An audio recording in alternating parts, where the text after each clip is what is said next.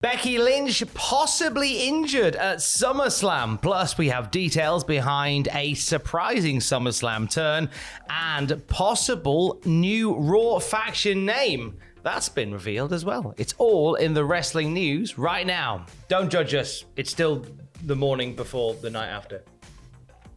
Or something like that. More details in a bit. Nice pretend swig. Becky Lynch at SummerSlam, along with Bianca Belair, put on a barnstormer to get things started. It was a heck of a 25 minutes.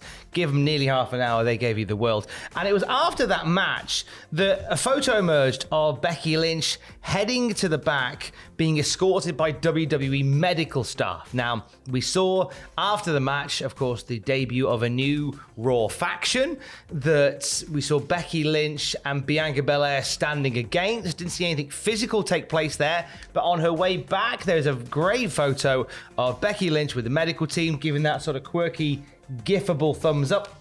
Struggling with it. Struggling thumbs up. But there is some emphasis on the arm. Now, there was a bit of working on the arm during the match, which may have added to that, but it has started a few conversations about a possible shoulder injury to Becky Lynch during that match. Totally. I mean, it was a barn burner of a match, as you say. It was a really great way to kick off the show. And I would say that given the match itself, you wouldn't know it that Becky was hurt. So I'm hoping that if this is an injury, and I guess we'll probably find out tonight, I hope it's not serious, but the fact that she was, it didn't look like selling. The fact that she was being held back, it's not the way that they normally approach things. No, not at all, not at all. They absolutely owned it, and as you say, it's different to how they would normally do things. Bianca Belair on Instagram paid a lot of respect to Becky Lynch, putting it on her gram. I think it was on the stories, as the kids say. Yes. The stories. The Snapchats. The Snapchats, as the kids say. The Reels. The MySpace bulletins. Becky M.F.ing Lynch. She stands up, steps up, and shows up every single time for herself and everyone. 1 year, 3 iconic, unforgettable matches / moments. Invaluable to this entire division and the future of women's wrestling. No better person to learn from. #respect. A lot of love from Bianca Belair to Becky Lynch. And these two just have beautiful chemistry. They do, and Becky did an amazing job of making Bianca look every bit as brilliant as she truly is. Becky did an amazing job last night, the night before, I guess now. It was so good, and it was a beautiful close to the latest chapter in Becky Bianca. I feel like it was the end of Bianca. No, that's Becky. what I'm saying. That's that. Well, they might come back to it in the future, but certainly it was the perfect way to go out. And the handshake at the end, followed by everything that we saw after, it was just the best start to SummerSlam. It was so good. It was so good. Becky deserves that credit, and I hope this is a reinvigoration of Becky Lynch's character, because Becky as a heel, maybe people would disagree with me here, but I think Becky hasn't been as strong as she was. I was nodding, thinking you were going to say she was a good heel, but now I thought she was alright. To me, it always came across as a bit forced. Do you know what I mean? Because maybe just because Becky as the man, it was organic. It was properly organic. It was the right thing at the right time, and they seized the moment. Whereas Becky, when she came back, it felt, oh man, it sounds horrible. It felt a bit try-hard. Well, it's interesting because Becky coming back as a heel was something that Becky wanted to do. The whole reason that she came back as a heel was that it was a remit that she wanted to fulfill. I'm not saying that she can't be a great heel. I'm not saying that at all. I'm just not sure the heel character in this instance was right. And judged by the fact that the moment there was even a flicker of light on the babyface side of things, the crowd just went wild for her. When she stood next to Bianca Belair and it looked like those two were forming an alliance, the crowd were immediately there for it.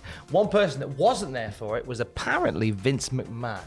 who obviously is a little bit of a persona non grata at the moment. But during a PW Torch VIP audio show, it was Wade Keller that said that the decision to babyface Becky Lynch at SummerSlam was not a Vince McMahon signed off thing. Wade Keller said, I can confirm that Becky was not going to turn if Vince McMahon was still in control. This was a Paul Levesque call. I just got confirmation on that. She would have been a heel, as we are talking right now, if McMahon was still running things. McMahon was really enjoying the Becky Lynch heel run, but Paul Levesque saw that maybe if we're bringing in this heel faction for the women's division, we now need to bolster the babyface side of things. Here's a really easy way to do it. It's one of those things where, like, whenever I talk about my dislike, maybe, of Becky as a heel, the fact that I wasn't that keen on it, everybody always jumps on the, like, hey, well, Becky wanted to do that. That doesn't necessarily mean it was right. No, that's true. That's true. Do you know what I mean? And I think the babyface turn has proved that people really do want to cheer Becky. Becky is so good at what she does. And I think she's one of those people that, like, she's better as a babyface, and I think there's more value in her as a babyface, but at the same time, she's done her job really well as a heel from a building other superstars perspective. Like, she's really made Bianca here, and maybe she couldn't have done that as a babyface as well. I think the challenge is that, and this is something that I brought up a few times in videos like this, that WWE desperately needs to have a women's division that isn't just about challengers and champions. Like, they want to have such a rich, deep division that you can have these matches that aren't for a belt. Like, the men's division seems to have that just fine.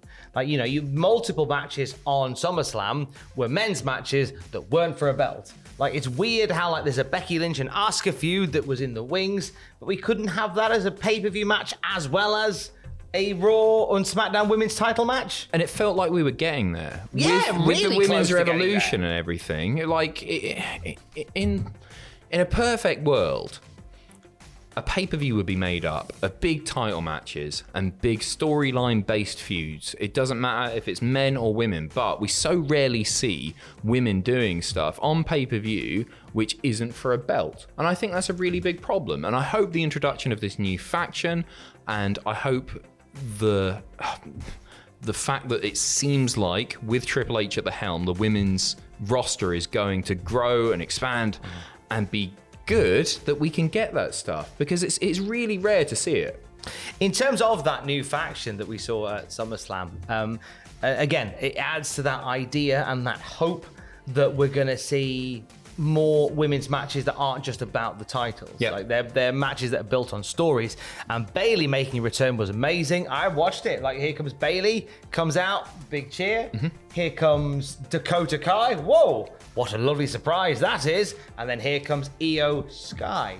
I initially thought that was Corey Graves making a mistake, and then I realized, oh no, this is the. Well, it said Shirai on the Tron.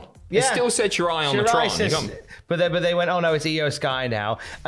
This faction's possibly been named already. Now, it looks as if they're heading towards Monday Night Raw, because they've sized up Bianca Belair and Becky Lynch, who are both Raw brand stars. Yep. And obviously Bianca Belair is the Raw Women's Champion, so that doesn't look like she's changing allegiance anytime soon. So it looks as if Bayley, Io Sky, and Dakota Kai are rocking up under the name Control. Grr. I like it. Yeah, I like it. It was Bayley that posted a picture of all three of them looking incredible together. There's some photos taken post their appearance at SummerSlam, and it looks as if the faction's been named Control. A subtle nod to Control Your Narrative, who of course are doing great work right now. I was really hoping, not to discount Bayley from this, but if she's going to be Io Sky now, Kai and Sky as a tribute to Kai and Tai would be really nice. Kai and Sky and Bayley. Would it be a good tribute to Kai and Tai? Indeed. Bayley. I think it's good. I actually think it's a really strong marketable name. Control, it's cool, and it states their intentions as well. And I think there's so much promise there. You've got three of the best women's wrestlers in WWE right now. If they're bringing back as well the women's titles, like, let's say, and we'll talk about this a bit more in the second news video that we do, if they bring back the women's titles, maybe Sasha Banks, maybe Naomi come back, they would be really good challengers. Io Sky and Dakota Kai for the WWE women's titles, and then Bayley goes after one of the women's titles. You would assume the Raw women's title. We always talk about when a new faction starts, it's always like, put all the gold on them. But man, that would be good there. That would be a way to go about it. But you know what? We're just a few hours away from finding out. I guess on Monday Night Raw tonight, we will get a vibe as to what the future holds for Control. Fingers crossed. Fingers crossed. If they are called that. It looks like it. Yeah, they're going to be called Control. If not, then maybe Alt or Delete. We'll have more wrestling news throughout the day. Awful. Thank you, mate. At Cultaholic.com. Stay safe and love you. Bye.